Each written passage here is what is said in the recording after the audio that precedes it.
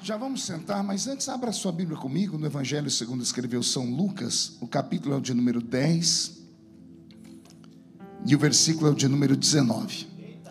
Eu estou com um vento soprando em cima de mim aqui. Será que a gente consegue desligar isso? Senão a minha garganta vai para o espaço já. Lucas capítulo de número 10 e o versículo de número 19. É um versículo muito conhecido, palavras ditas por Jesus e poderosas. Está escrito assim: eis que eu vos dou poder para pisar serpentes e escorpiões e toda a força do inimigo, e nada vos fará dano algum. Amém, igreja? Eu vou ler de novo para ver se essa palavra cria raiz no coração da gente. Eis que eu vos dou poder para pisar sobre serpentes e escorpiões e toda a força do inimigo, e nada vos fará dano algum. Amém, igreja? Fecha a Bíblia, coloque ela no banco, na cadeira. E já que você ficou com dificuldade de encontrar alguém bonito, vê se encontra alguém perfumado então, e pega na mão da criatura, por favor. Isso. Lembrando que Jesus já fez aquele milagre, né? Libertou do Avon, né? Aperte a mão da pessoa com carinho até ela falar aleluia. Pentecostal que não faz barulho está com defeito de fabricação, não é? Vamos orar. Pai, nós te exaltamos, nós te glorificamos, e nós entendemos que dentro de alguns minutos este santuário ficará pequeno para o tamanho da glória que o Senhor vai mandar do alto dos céus. Os que vieram tristes começaram a saltar de alegria. Os que vieram se arrastando não voltam para casa se arrastando hoje. Hoje voltarão voando nas asas de um novo tempo. E antes que eu comece a revelar os seus segredos, cerque esta igreja com a sua presença.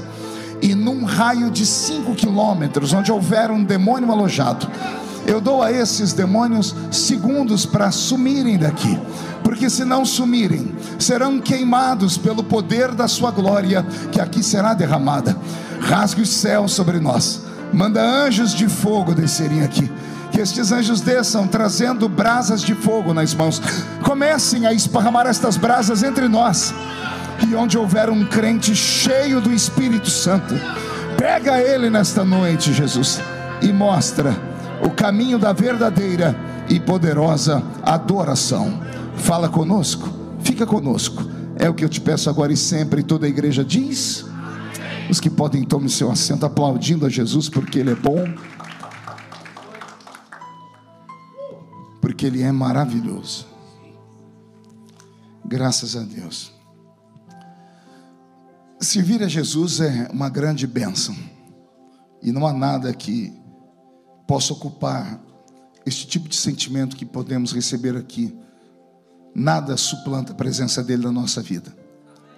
Eu estava aqui meditando enquanto estávamos adorando os louvores, e eu vi os músicos adorarem. Eu vi aquele levita que estava ali com aquele contrabaixo, Tiago. Eu falei, vai subir. Mais 5 minutos o Tiago deixava a terra. E eu fiquei feliz, porque eu fui criado assim, numa igreja muito barulhenta, pentecostal, raiz, né? E eu falei, Jesus, faz isso hoje com a gente aqui. Pega todo mundo aqui dentro hoje, né? Chega de tristeza, de angústia, né? Jesus nos livrou da pandemia, ou pelo menos do vírus, do Covid. Quantos amigos nós perdemos no Brasil? Pastor Abraão, o Covid fez um limpa nos púlpitos da Assembleia de Deus brasileira. Levou dezenas de pastores. Então nós somos sobreviventes de um tempo difícil. E então nós temos de todos os motivos do mundo para não ficarmos em silêncio aqui dentro hoje.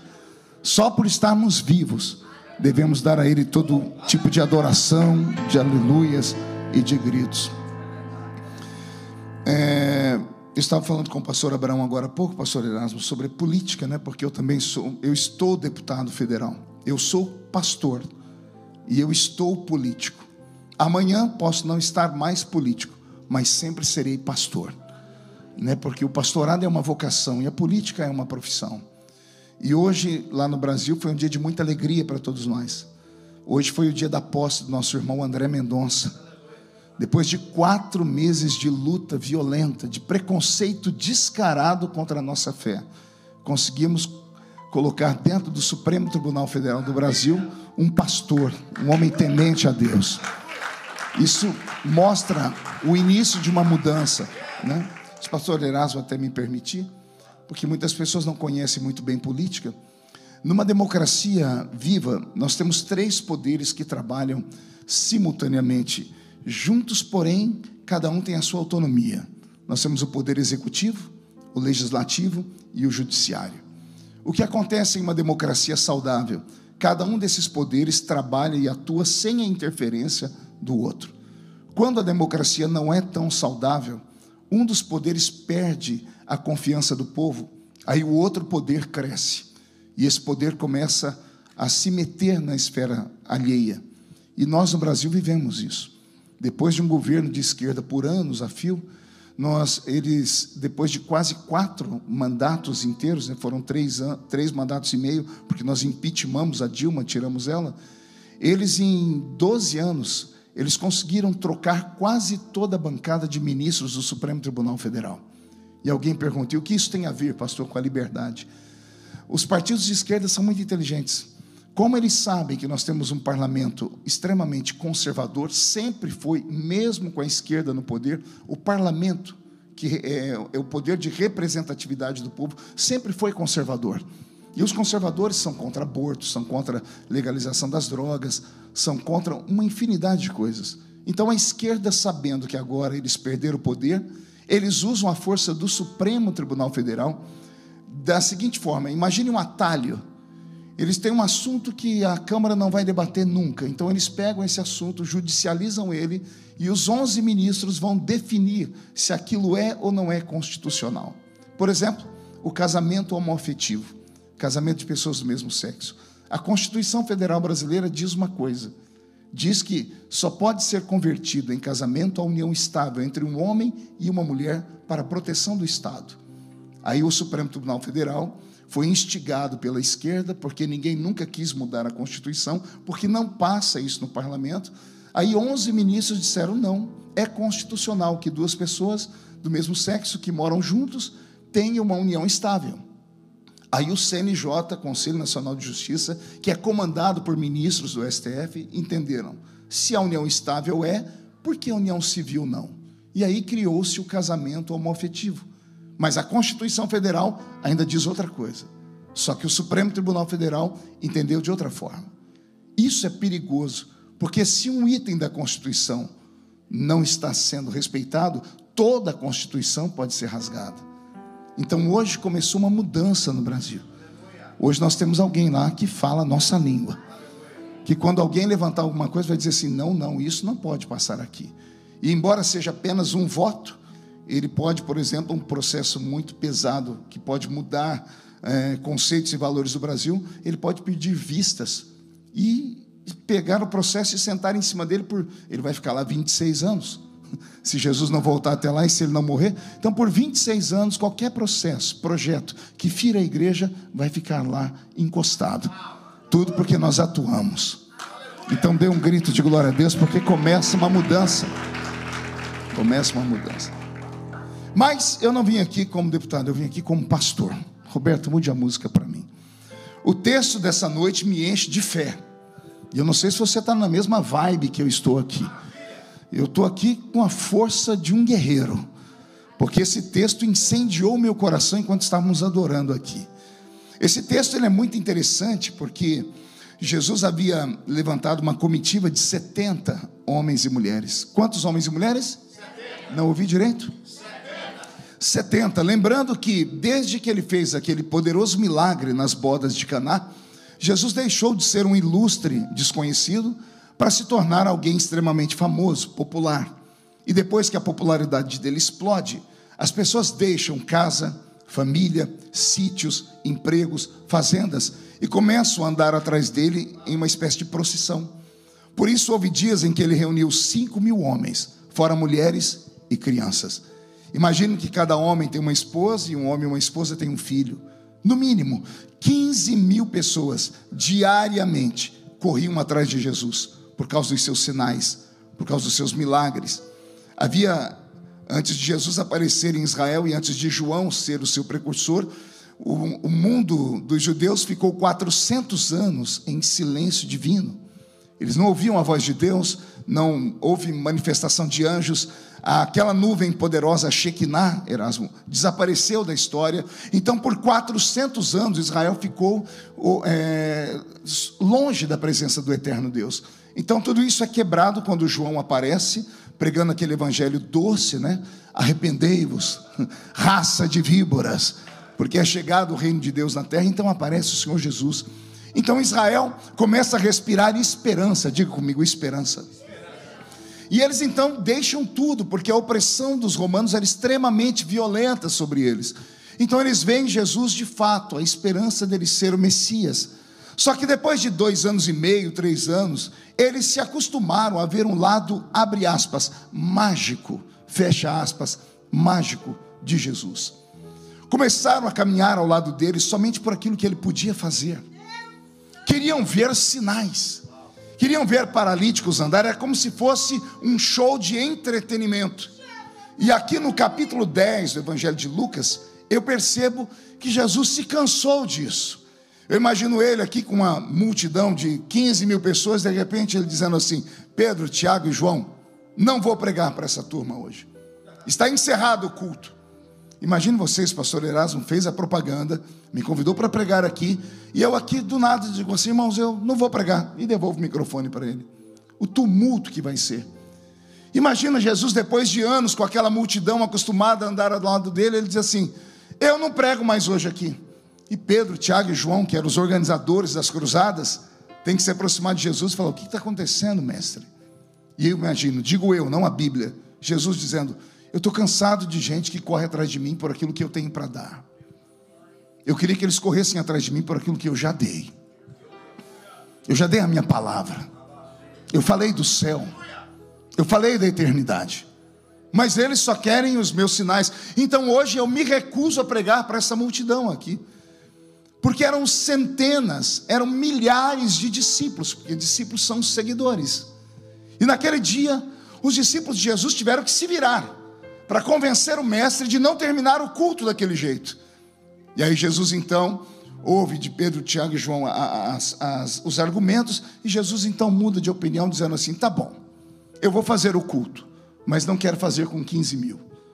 Selecionem no meio desse povo 70 pessoas, e eu vou fazer um culto para 70 pessoas apenas. Eu imagino o tumulto. Pedro, Tiago e João reunidos num canto, dizendo assim: gente, ele não fala nada à toa.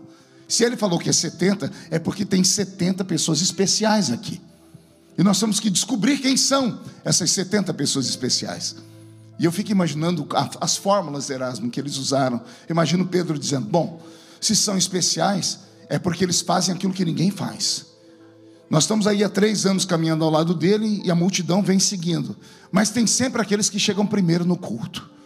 Quem chega primeiro é porque quer estar mais perto dele, passar mais tempo com ele. Então esses são especiais. Eu imagino Pedro, Tiago e João anotando o nome. Bom, tem aquela senhorinha ali, aquele irmão, aquele outro. Antes do culto começar, eles já estão aqui sentados na frente. São especiais.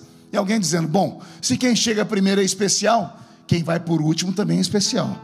Quem espera o culto terminar, fica até a bênção apostólica, porque acredita que se o milagre não veio no início, o milagre pode vir no final do culto. Então esses também são especiais. E eu imagino eles escolhendo 70. E aí Jesus discipula esses 70.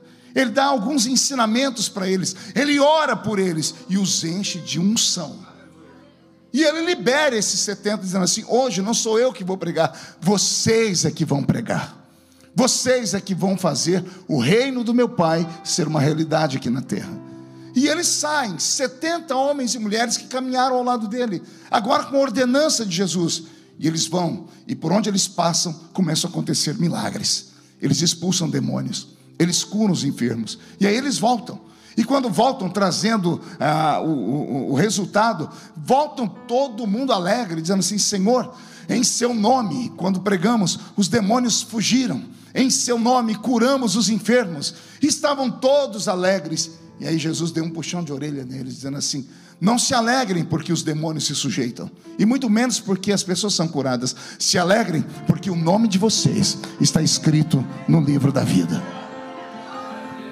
Tendo dito isso, Jesus parou. E eu não sei o que aconteceu direito, pastor Abraão, que Jesus olhou para aqueles 70 e ele teve uma visão. E ele gritou: eu via Satanás caindo do céu em forma de um raio. E depois de ter dito isso, Jesus olhou para aqueles 70, ele se encheu de graça e ele disse assim: eis que eu vos dou poder para vocês pisarem sobre serpentes e sobre escorpiões, sobre todo o poder do diabo, e nada fará mal algum a vocês. Se alguns aqui disseram amém, outros até glória a Deus disseram, imagine o coração daqueles 70. Jesus não deu essa autoridade quando eles saíram, ele deu essa autoridade quando eles voltaram. E eu tenho alguns pensamentos. O primeiro é que, como eles saíram dali, foi a primeira leva que Jesus soltou de pessoas para evangelizarem. Todos aqueles 70 homens e mulheres ficaram marcados. Diga comigo, marcados. Os demônios se comunicaram. Como não havia celular na época, os demônios se comunicaram através de demonecular, né? Demônio comentando com demônio até chegar no inferno. Agora não é só aquele nazareno, agora tem 70. E os 70 têm o mesmo espírito dele, tem o mesmo DNA dele. Eles passam e a gente foge. Eles passam e os milagres acontecem. Por isso o diabo rasgou o céu e caiu entre eles. E Jesus viu, porque Jesus via o mundo invisível. Os discípulos não, só viam o mundo físico, mas Jesus viu o mundo invisível. E ele disse: eu via Satanás caindo do céu em forma de um raio. Então, quando Jesus percebeu que eles se tornaram inimigos públicos, número 1 do diabo, Jesus disse para eles: vocês não podem sair daqui do jeito que vocês chegaram. Eu vou dar a vocês um upgrade. Eu vou dar a vocês uma unção que vocês ainda não têm. E talvez seja por isso que ele tenha mandado aqueles 15 mil embora, porque os 15 mil não podiam estar prontos, não tinham a sensibilidade plena para receber o que Jesus ia dar agora. Mas para aqueles 70, ele sabia que ele podia dar ensinamentos profundos. Existem níveis de relacionamento com Deus. Diga comigo, níveis de relacionamento.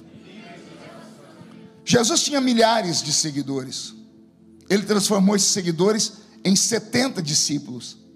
Dos 70 discípulos, ele escolheu 12 e transformou eles em apóstolos. Seguidores, discípulos e apóstolos, níveis de relacionamento. Entre os 12 apóstolos, Jesus criou níveis de relacionamento. Ele tinha 9 homens que eram especiais, mas ele tinha 3 que ele se tornou amigo deles: Pedro, Tiago e João. Todas as vezes que Jesus queria mostrar alguma coisa mais profunda, ele não levava os 12, mesmo sendo todos especiais, porque nem todos estavam no mesmo nível para ver, ouvir e sentir o que Jesus tinha para revelar. Dou exemplos. Quando Jesus foi ressuscitar a filha de Jairo, os 12 foram com ele. Quando ele foi entrar dentro do quarto onde a menina estava morta, ele disse: entra o pai, entra a mãe, entra Pedro, Tiago, João, e o resto fica. Não é porque o quarto era pequeno, é porque somente aqueles 3 estavam no mesmo nível que ele estava. O nível de fé, o nível de crença. Por que você acha que no culto nosso tem tanta diferença de emoções? Um ali já está chorando, outro ali já está gritando, e alguns estão abrindo a boca de sono. Isso é relacionamento. Alguns entram aqui dentro como se estivesse entrando em um shopping. Outros entram aqui dentro como se estivesse entrando em uma corte. Mas alguns entram aqui dentro sabendo que vão chegar no Santo dos Santos. Eu tenho ensinado ao redor do Brasil que entrar na igreja, qualquer um entra. Eu quero ver entrar no culto. Pegou aí ou não? Vou falar de novo. Entrar na igreja, qualquer um entra. Eu quero ver entrar no culto. Porque entrar no culto não é para qualquer um. A reunião começou aqui em Deerfield, mas na medida em que os louvores começam a nos levantar, a palavra começa a nos erguer, nós vamos saindo de Deerfield e vamos chegando até o Santo dos Santos. Entramos nas regiões celestiais.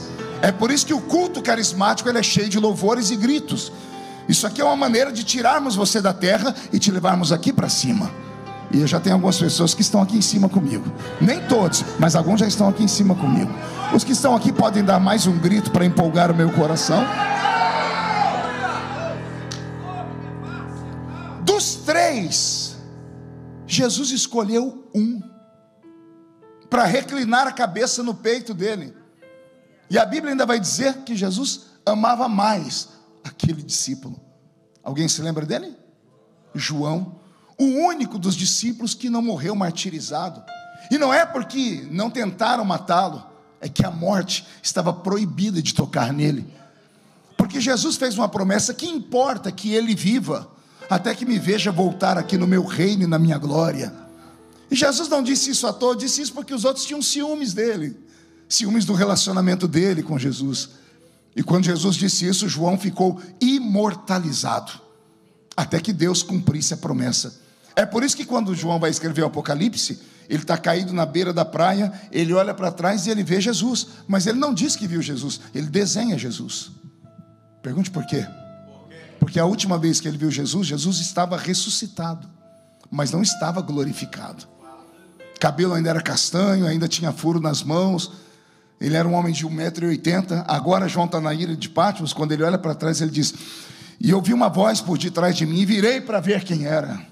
Era só ele falar: eu vi Jesus. Mas não, ele diz: quando eu olhei, eu vi um homem de cabelos brancos.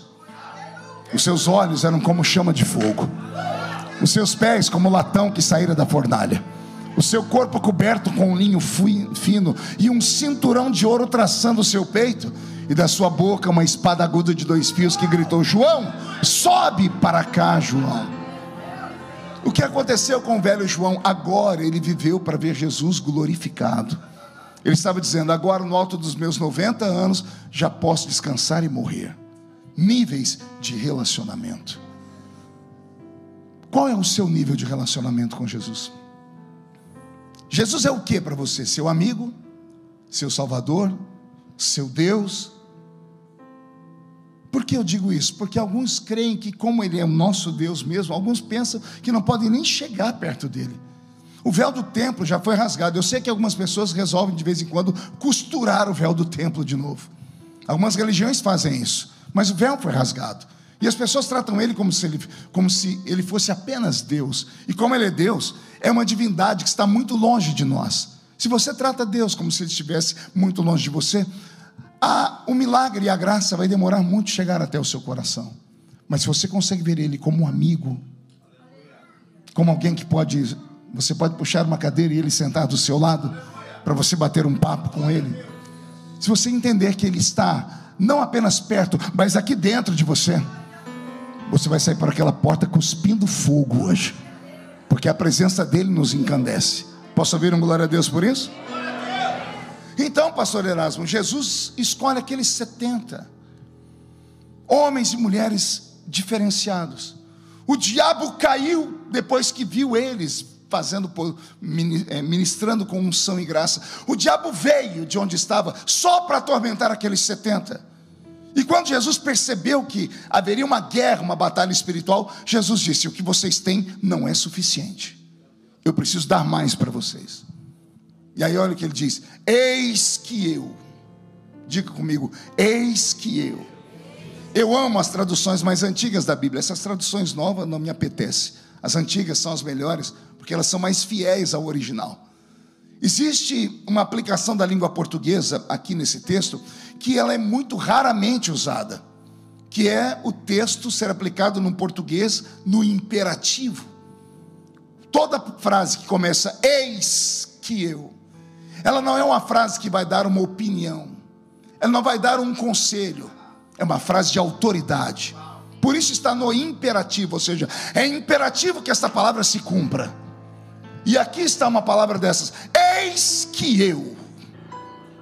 Jesus deixou bem claro: não é Pedro, não é Tiago, não é João, não é o arcanjo Miguel e nem o anjo Gabriel. Sou eu, o dono dessa jossa aqui. Sou eu, o Salvador, o Verbo encarnado. Sou eu que estou dando. Eis que eu. Aí ele diz: eis que eu vos dou O meu texto, a minha tradução diz vos dou, no presente.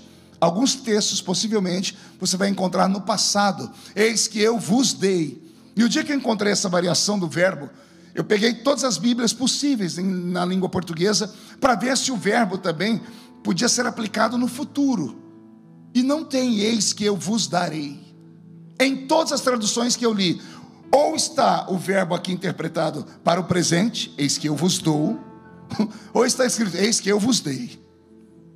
Isso aqui diz que não é para as pessoas que estavam longe, era só para aqueles que estavam ali. Era a maneira dele dizer, eis que eu vos dou agora o que vocês não têm, ou eu estou lembrando vocês do que eu já dei. Porque algumas pessoas recebem e esquecem. Tem pessoas que têm e não sabem que têm. Tem e não acredita que tem. Tem um homem caído de joelho na frente do Mar Vermelho, desesperado. Ele viu 10 pragas caírem sobre o Egito. Ele viu Deus operar. E quando ele chegou na frente do mar, ele caiu de joelhos e disse, Deus, eu vou morrer. E o Senhor disse, por que clamas a mim? Quando Deus pergunta alguma coisa, é difícil até para nós compreendermos. Por que Deus pergunta se ele sabe a resposta? Mas a pergunta de Deus não é que Deus não sabia, é que Moisés é que não sabia. Por que clamas a mim, se eu já te dei? O que é que você tem na sua mão? Eu tenho um pedaço de madeira, um cajado. Cajado, pedaço de madeira na mão de qualquer um. Na sua mão, Moisés, qualquer coisa vira arma. Porque você tem o poder.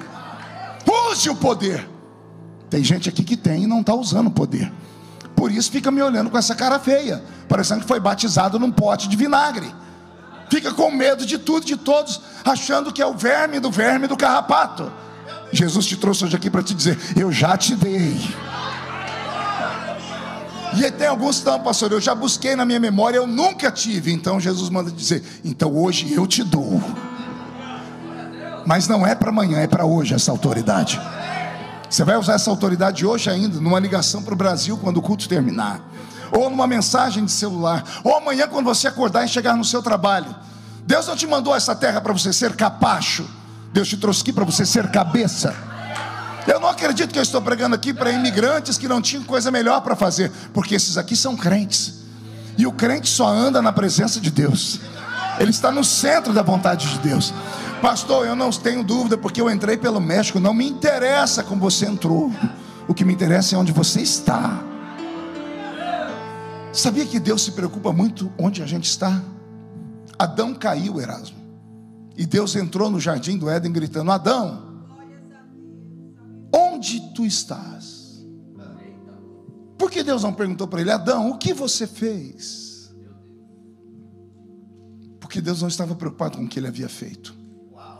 Deus estava preocupado com o lugar onde ele estava. Onde você está? O seu lugar não é aí, é aqui na minha presença. Porque o lugar mais seguro do mundo é o centro da vontade de Deus.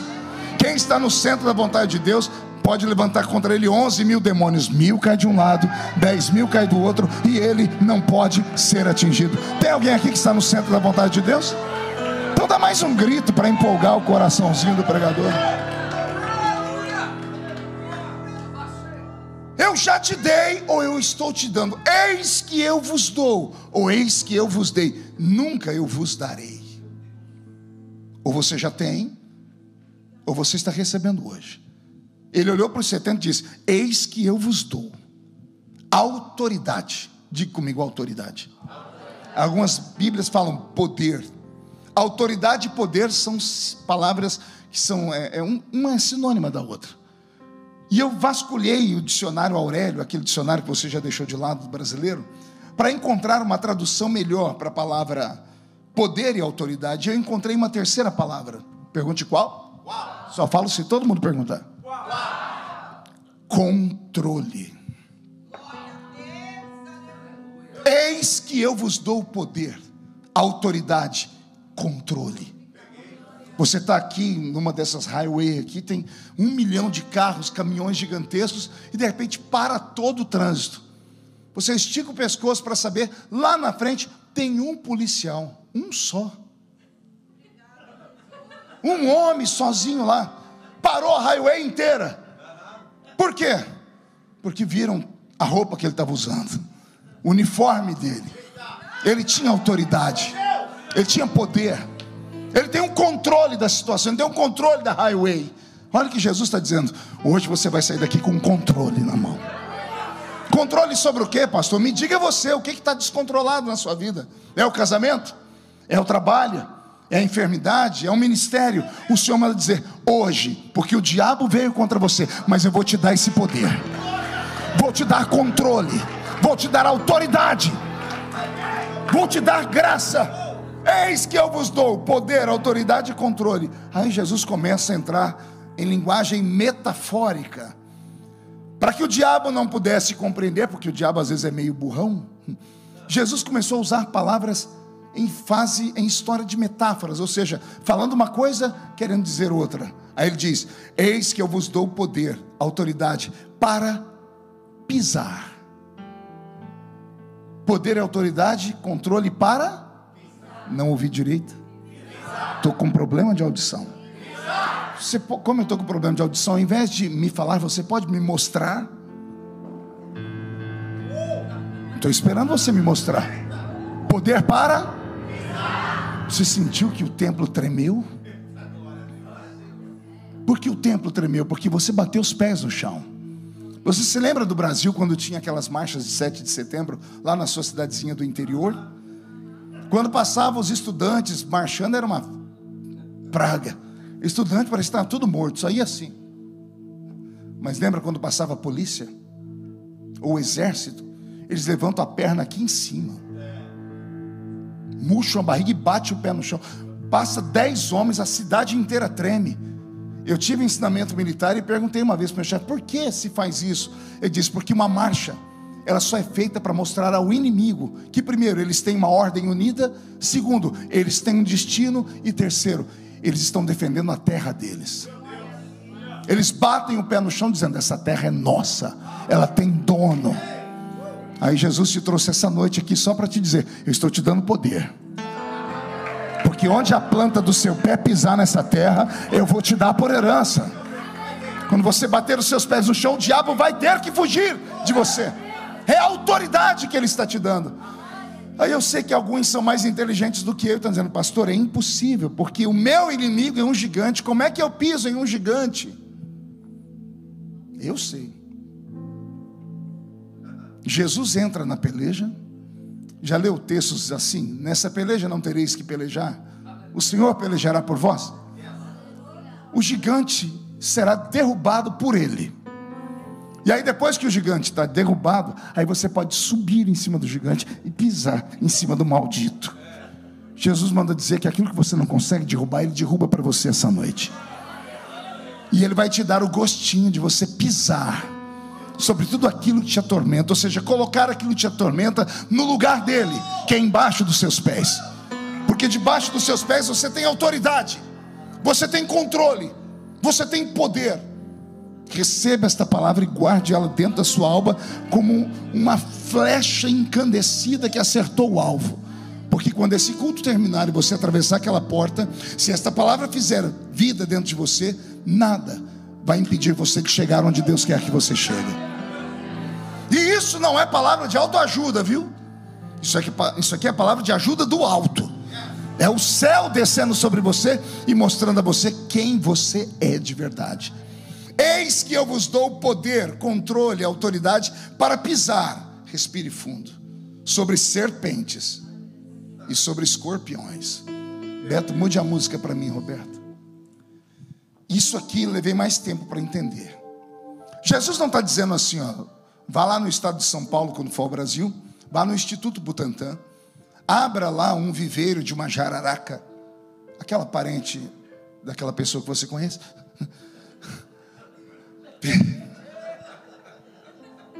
Cabeça de pregador tem hora que oscila, né? O que eu tinha que lembrar da minha sogra? Falei. Oh, Jesus, já foi. Jesus não está dizendo: vai lá no Butantan, abre o viveiro e chama uma jararaca para briga e diz: fica aqui que eu vou pisar em cima de você. Não faz isso, que aquela peçonhenta daquela cobra vai te dar uma picada, e a picada dela pode ser mortal. Então Jesus está usando uma linguagem de metáfora. Ele está dizendo: como Satanás caiu do céu e ele vai vir contra vocês, eu estou dando a vocês poder para pisar sobre esse ser rastejante, para esse ser que pode matar vocês. Jesus está dizendo: eu vou dar para vocês uma unção, uma autoridade, para vocês pisarem sobre inimigos que têm as características de uma serpente. Eu levei uns 8 anos para entender esse texto. Eu perdi um filho há muito tempo atrás, e os primeiros 3, 4 anos, aquilo criou um trauma em mim, que todas as vezes que eu estava pregando, raramente eu não citava a morte do meu filho. E aí, Gisele, pastora Gisele, eu me lembro que eu fui pregar no Amazonas, e quando eu estava pregando lá num congresso, final do culto, uma irmã me procurou e disse: Jesus me mandou te dar uma palavra. E eu disse: qual é a palavra, irmã? O senhor não é o único que sofre. Se o senhor não deixar o seu filho ir embora, o senhor não pode voltar para a sua vida como você precisa. E ela disse: eu perdi o filho, e eu perdi um filho de uma maneira mais violenta do que a sua. E ela me contou que ela morava numa população ribeirinha lá no Amazonas, na beira do rio, uma palafita. Sabem o que é uma palafita? Casa de madeira feita em cima do rio. E ela estava lavando roupa na beira do rio. E ela viu o menininho dela com 5 anos de idade, nascido e criado ali. O moleque era um peixinho, né? Porque esse povo acostumado com o rio. E ela disse que ela olhou e viu o menininho dela andando, e ele estava andando diferente, mas ela não se tocou. Ela disse que ele andava parecendo um robozinho. Quando ela olhou para a beira do rio, ela viu algo brilhando no rio. Quando ela viu o que era, não deu tempo. Ela disse que saiu do rio uma anaconda, uma cobra grande. A cobra mordeu o ombro do menino dela, enrolou no menino e levou ele para o fundo do rio. E o menino dela morreu desse jeito. Por isso ela disse que eu não era o único que sofria. Aí eu perguntei para ela: mas se a senhora mora na beira do rio, se o seu filho conhece isso, se vocês são acostumados com esse tipo de perigo, por que essa criança foi para a beira do rio? Ela disse: pastor, meu filho andava durinho, porque a cobra grande enfeitiçou ele. A cobra grande encantou meu filho. Eu fiquei com aquilo guardado muito tempo no coração. Falei: meu Deus, será que cobra tem esse poder? Aí eu estava no Rio de Janeiro, lá na Quinta da Boa Vista, onde é o palácio, antigo palácio de Dom Pedro II. Lá tem um viveiro de serpentes, e a serpente sempre chamou minha atenção. Eu tenho morro de medo de cobra, mas eu acho um animal muito exótico. Vocês sabiam, por exemplo, que serpente não tem ouvido? São surdas. Tudo que elas percebem é pela língua delas. O bicho não tem perna, não tem braço, e mete medo em qualquer pessoa. Dá angústia ver uma cobra. E eu olhei aquela cobra dentro do viveiro. Ela estava enrolada aqui, e com a cabeça deitada. E eu cheguei bem na hora do almoço dela. Aí chegou lá um homem que cuida de animais, um veterinário. Ele abriu o viveiro e jogou um ratinho lá dentro, um camundongo. E quando eu vi aquele ratinho, eu falei: meu Deus, que coisa triste. Mas a cobra, do jeito que estava, ficou infeliz. Eu acho que ela tinha percepção de que não tinha para onde o rato fugir. O rato tentou escalar a parede de vidro do viveiro e caiu. Ele começou a se desesperar, começou a correr por ali. Como a serpente não levantava, pastor Erasmo, ele começou a sair daqui e subir em cima da cobra, tentando pular para sair dali. E a cobra nem se mexia. Eu falei: ela é cruel. Daqui a pouco o rato veio e sentou aqui. A cobra estava aqui. Ele ficou do outro lado, oposto. Eu fiquei ali uns 40 minutos para ver no que ia dar. O rato arriou as 4 patinhas dele. De repente a cobra levantou a cabeça. Ela botou aquela língua bifurcada para fora e sibilou. Psss. Na terceira vez que ela sibilou, o rato levantou as patinhas da frente, só as da frente. As de trás ficaram deitadas. E ele começou a se arrastar para cima da cobra. Eu falei: o que está acontecendo aqui? O olho dele ficou vidrado. E ela só sibilando. Psss. Ela foi abrindo a boca dele e ele veio vindo para cima dela. Quando eu percebi o que ia acontecer, eu dei um tapa no vidro. A cobra pulou para um lado e o rato pulou para o outro. Eu quebrei o encanto. Só que a cobra sabia que o rato não tinha para onde ir. Aí ela foi até pegar ele. Aí eu perguntei para o veterinário que estava ali, eu falei: o que eu acabei de ver? Ele disse: você acabou de ver um dos maiores milagres da natureza. Eu falei: o sangue de Jesus tem poder. Isso aqui não é milagre não, isso aqui é uma tortura. Ele: não, é uma beleza da natureza. A natureza deu à serpente o poder de encantar um bicho pequeno. Eu tirei o pé dali, Jesus me fez lembrar desse texto. Eis que eu vos dou poder para pisar sobre serpentes. Aí o Senhor me disse: eu estou dando a vocês poder para pisar sobre espíritos de encantamento.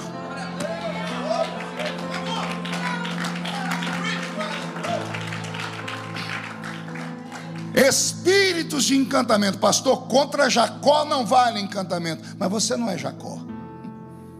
Você é um crente do século 21. E como você não vigia muito, todas as vezes que você peca e não confessa, a sua armadura é retalhada. E o diabo, não podendo te deixar endemoniado, ele faz um espírito entrar na sua vida. E esse espírito cega. Será que só eu conheci pessoas aqui nessa terra? O homem era uma bênção, a mulher era uma bênção. A mulher era bonita, o homem era bonito. De repente o homem deixa essa mulher santa e bonita para ficar com uma mulher que, se olha para ela, você não sabe se ela está de frente ou de costa. O irmão falou que é verdade, ele conhece alguém aqui. É sério. O homem deixa uma mulher pura, casta e santa e vai ficar com uma quenga. Como é que pode isso? Alguém diz assim: meu Deus, o que aquele homem tem? Será que ele não está vendo? Ele não está vendo. Ele está encantado. Isso acontece o contrário também. A mulher deixa um homem honesto, um homem trabalhador, um homem bonito, que honra e respeita ela, e troca ele por um bebum, por um drogado. E alguém vai achar que isso é normalidade? Não, pastor, é afinidade. É que o homem, a mulher é convencida pelo que ouve, e o homem soube falar. E palavras não são encantamento? Palavra doce. Encantamento. Aí Jesus diz: o diabo vai tentar encantar vocês, mas os outros, não posso falar, mas os 70 não serão encantados, porque eu estou dando poder para vocês. Vocês vão pisar sobre espíritos de encantamento. Será que eu sou o único ser humano do mundo que de vez em quando abro o meu guarda-roupa e vejo lá uma camisa, uma calça, que eu fico insistindo em perguntar: por que eu comprei essa porcaria? Eu nunca usei. Está lá do jeito que saiu da loja, pastor Abraão. Está lá dentro do quarto. Tem alguém que tem isso aí em casa? Deixa eu ver. É só eu que sou trouxa aqui. Não, vai lá, seja sincero. Por quê? Por que você comprou se você não gosta daquela porcaria? Me diz aí. Você comprou, geralmente no Brasil, aqui não tem muitos vendedores, né, que ficam te atendendo. Mas no Brasil, você chega lá para comprar uma meia. Se você não vigiar, você sai de dentro da loja com um terno completo. E aí vem o vendedor e fala: compra, compra. Nossa, no seu pé, olha, a senhora está parecendo a Gisele Bündchen. O pé da irmã parece um curupira. Mas o vendedor falou: não, a senhora parece a Gisele Bündchen. Olha essa camisa, nossa, está parecendo Michael Jackson. E a pessoa compra.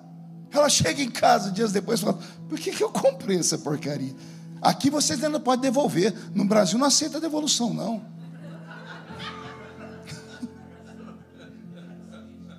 No Brasil tem um canal de televisão que chama Polishop. O inimigo tem parte com aquele canal. Nada. Eu sou pastor, sou político, sou pregador e já fui vendedor. Ninguém faz eu comprar uma coisa que eu não quero. Mas se eu ficar assistindo aquele canal, aquela música de fundo, aquela moça bonita, aquele rapaz. Gente, eu comprei uma escova de cabelo um dia.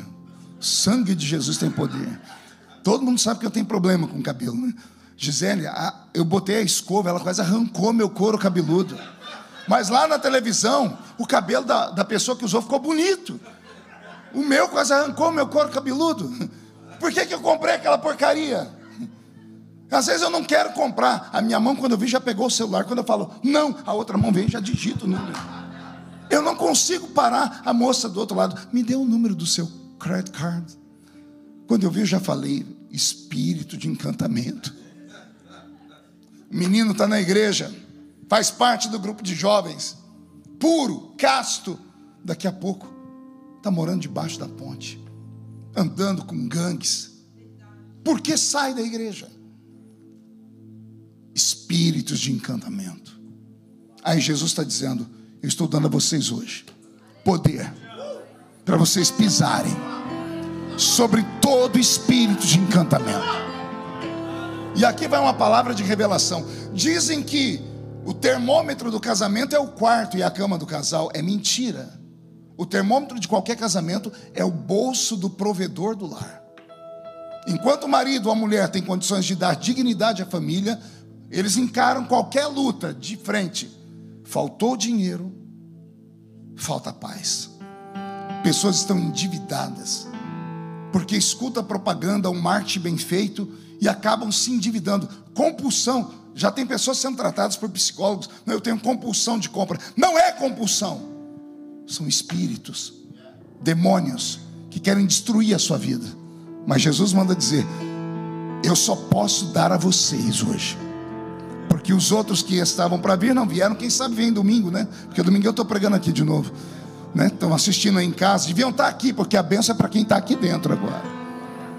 Não é para os 14.930, esses foram embora. É só para os 70 especiais que ficaram aqui.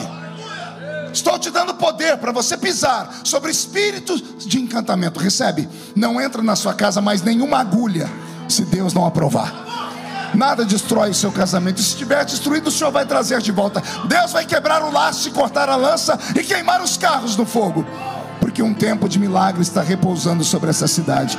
E quem crê, dá mais um grito de glória a Deus, por favor. Eis que eu vos dou poder para pisar sobre serpentes e...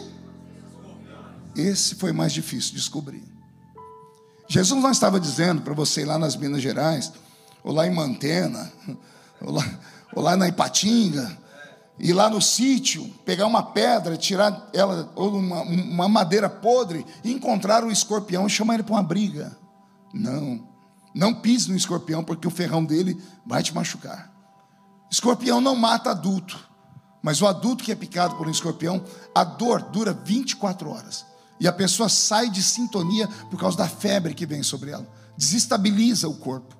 Mas se é uma criança, a criança morre, porque é um ser muito pequeno, e a quantidade de veneno que o escorpião libera mata ela. Quando Jesus está dizendo: eu vos dei poder para pisar sobre escorpiões, eu falei: Senhor, o que o Senhor está querendo dizer aqui? Eu tive que estudar um pouquinho de psicologia, e eu fui aprender com Freud, o pai da psicanálise, o austríaco. Ele conseguiu mapear todos os temperamentos da raça humana, e ele chega a dizer que existem pessoas que sofrem com a síndrome do escorpião. Diga comigo: síndrome do escorpião. Sabe o que é isso? O escorpião é um animal que não suporta pressão. Se você fizer um buraco no chão, um círculo, encher de gasolina ou álcool, colocar aqui no meio um escorpião e acender a chama, vai virar uma parede de fogo ao redor dele. O escorpião vai começar a girar, a princípio lentamente, porque ele está tentando encontrar uma saída. Como não há saída, ele perde o controle do corpo, ele começa a acelerar, ele começa a rodar muito rápido. Tem vídeos no YouTube, digita depois em casa, você vai ver. Daqui a pouco, como ele começa a girar muito rápido, ele perde a força sobre a sua cauda, e a cauda fica bem próxima à cabeça. Como ele perde a força, ele perde o controle, daqui a pouco o ferrão vai indo até bater na cabeça dele. Quando o ferrão bate na cabeça dele, ele morre. Ninguém matou ele, ele se matou. Freud diz que existem seres humanos que, quando veem o desespero, a atitude deles é tirar a própria vida. E nós nunca vivemos um período tão terrível, não sei se aqui na América, mas no Brasil, de tantas pessoas que se suicidam. Eu enterrei, alguns anos atrás, o meu copastor. Pastores conheceram ele, o Rafael, menino de 33 anos de idade, novo, bonito, parecia um ator de cinema. Pregou uma mensagem no culto de domingo que o céu desceu. Na terça-feira subiu numa ponte de 100 metros de altura e se jogou. Espíritos, como de um escorpião, que faz a pessoa não ver saída. O homem não é só um pedaço de carne, é imagem e semelhança de Deus. O que é que nos dá imagem e semelhança de Deus? É o espírito que temos. que temos, não, minto, nós não temos um espírito, nós somos um espírito. Nós temos um corpo. O corpo amanhã morre, o espírito volta a Deus. Então nós somos um espírito. E o que é o espírito? O espírito é a psique, é a inteligência do homem. Deus deu ao homem uma inteligência única. Olha o que o homem foi capaz de fazer. Um celular, que todo mundo acha normal hoje, porque todo mundo tem. Mas você já pensou, parou para pensar como é que a voz da pessoa entra aqui dentro? Pode pegar qualquer um para tentar explicar que vem através de ondas digitais ou analógicas que bate lá naquele guarda-chuva virado ao contrário que fica lá em cima, satélite, e aqui tem um chip com um código. Fale o que quiser, eu não compreendo. Como é que a voz da pessoa entra aqui dentro? Tem 1 milhão de telefones no mundo, a pessoa liga e vem falar que agora se enxerga a pessoa. O que eu quero dizer? A inteligência do homem. Eu assisti esses dias uma cirurgia, pastor Erasmo, eu me emocionei. Um brasileiro detectou no ventre da mãe, que estava grávida, uma criança, e quando ele fez os exames, a coluna da criança era deslocada, e a criança ia nascer paralítica. Pois ele pensou, criou um instrumento, um microscópio quase, ele abriu a barriga da mãe, ele tirou a placenta com o bebê lá dentro, e em uma cirurgia quase que microscópica, ele conseguiu fincar dentro da placenta, e ele consertou a coluna do bebê, e voltou para dentro da barriga da mãe, e disse: seu filho vai nascer perfeito. O que é isso? É um homem, imagem e semelhança de Deus. Deus nos deu inteligência. A nossa mente é feita de janelas de inteligência. Por isso que nós conseguimos pensar em várias coisas ao mesmo tempo. Mulher, às vezes, é mais inteligente que nós, que mulher consegue fazer mais de 2 coisas ao mesmo tempo. O homem é um problema. Mas isso é inteligência. Para tudo há uma solução, menos para a morte, a não ser que Jesus chegue na festa. Então não há que se desesperar, não há que querer se matar. Por que as pessoas se matam? Porque elas não veem mais um escape. E o que aconteceu quando elas não veem mais um escape? É porque as janelas da inteligência foram fechadas. Quando se fecha a inteligência, as pessoas agem com a alma. E a alma é problemática, porque a alma é o palco das nossas emoções. E as emoções estão alojadas no coração. E a Bíblia diz que enganoso é o coração do homem. Quando agimos com a alma, não agimos com inteligência, nós agimos com instinto. Animais irracionais são um exemplo. Eles não têm espírito, são alma vivente. Por que o cachorro que você cuida dele te ama tanto e de repente acontece uma tragédia na família? Eu já vi no Brasil pessoas que cuidam daquele cachorro grande, pitbull. De repente o pitbull matou o dono. Mas como é que ele mata se ele gosta? Ele não matou porque ele não pensou, ele agiu por instinto. Ele se viu acuado e o instinto dele era defender o seu pedaço de terra.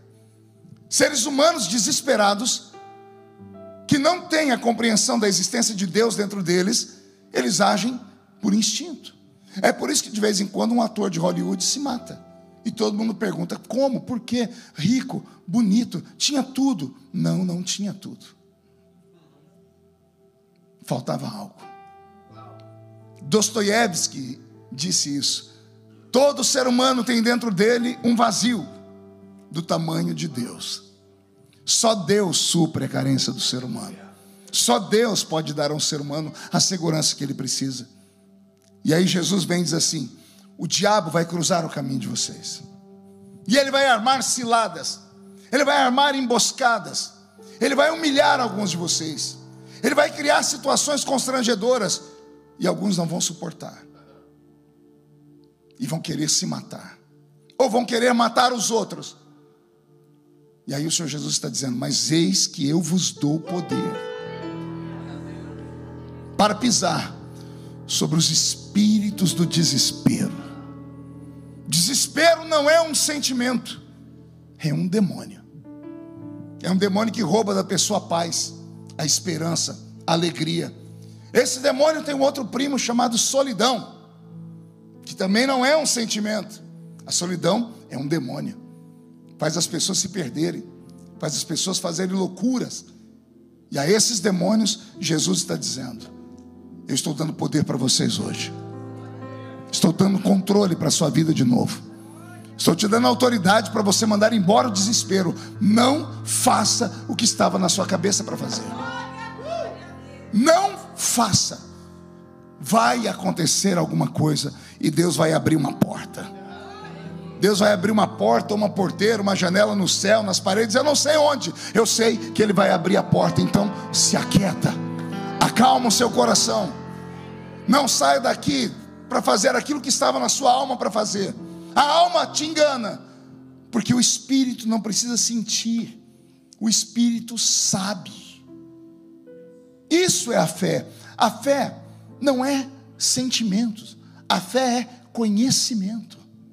Eu sei quem eu sou, eu sei quem Ele é, e eu sei que tudo que está acontecendo na minha vida, ou Ele mandou, ou Ele permitiu. E se Ele mandou ou permitiu, vai dar tudo certo no final. E o que eu faço, pastor? Se alegra. Provoque o diabo nessa noite. Como assim, pastor? Começa a gritar. Ele tirou sua família, te deixou com lepra, matou seus filhos, roubou sua riqueza, só sobrou um caco de telha. Vai ficar chorando as pitangas, querendo se matar? Provoque o diabo. Agarre o caco de telha e fique de pé com ele no meio das cinzas e grita: perdi tudo, estou lascado, mas eu sei que o meu Redentor vive, e em breve vai se levantar para me socorrer. Reage. Não deixe essa tristeza, essa mágoa te consumir. Que é um conselho de quem já passou por muita coisa. A mágoa só faz mal ao magoado. A pessoa que te magoou está vivendo a vida dela, e você está aí, introvertido, se trancou dentro de uma caixa de sapato e não consegue sair. Não, pastor, mas ele me traiu, ela me traiu, me abandonou. Tem uma outra perspectiva da sua vida.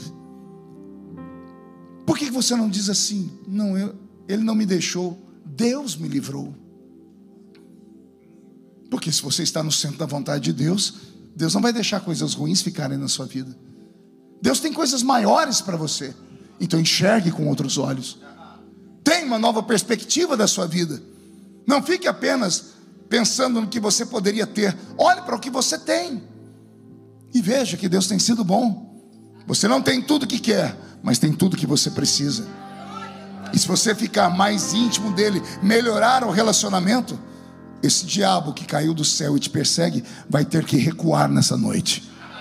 Porque eis que eu vos dou o poder para pisar sobre espíritos de encantamento e sobre espíritos do desespero. E nada, aí entra a parte mais difícil do texto. Olha que Jesus está dizendo: nada fará mal a vocês. Nada é nada. Ele não diz a metade, Erasmo, não é um terço. Ele está dizendo: nada vai fazer mal a vocês. Pastor, mas eu estou... Fica tranquilo, vai dar tudo certo. Pastor Erasmo contou que quando foram lá na porta da nossa igreja, né? E nós tivemos que ficar escondidos debaixo dos bancos da igreja, porque tinha na frente da igreja uns 300 ativistas LGBTs nus, fazendo macumba e querendo bater na gente. Naquele tempo eu fiquei em dúvida. Eu falei: Deus, olha o que aconteceu. Eu estou tentando fazer a sua obra, agora eu virei o inimigo público número 1. As igrejas não me convidavam mais para pregar, porque tinham vergonha de eu chegar lá e vir todos os ativistas para cima deles. Passei necessidade. E eu perguntava por quê, e Deus não dizia nada. O tempo passou, e olha o que aconteceu comigo. Hoje, conselheiro do presidente da República, não sai de dentro do avião do presidente. O ministro André Mendonça mandou mensagem para mim dizendo: cadê você? Sua cadeira está aqui agora. Que ele foi, como eu disse no início, ele foi condecorado hoje. Tinha uma cadeira lá com o meu nome, eu não pude porque eu estou aqui. Como é que alguém poderia imaginar que isso poderia acontecer? É porque naquela hora eu só via um palmo na frente do meu nariz. Vontade de abandonar a política, abandonar tudo. Aguentei o tranco e a honra veio.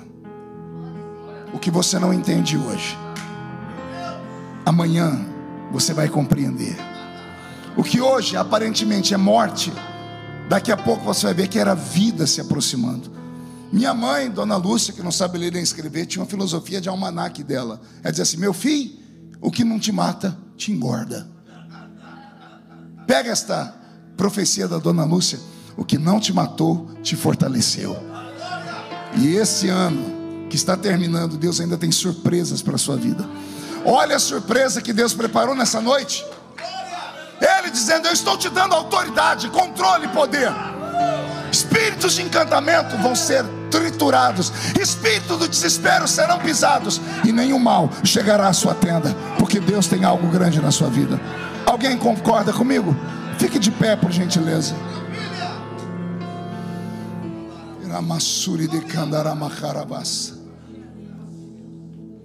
Com autorização do pastor Erasmo, eu quero fazer uma oração só. Vou pedir para que todos fechem os olhos, para ninguém ficar constrangido.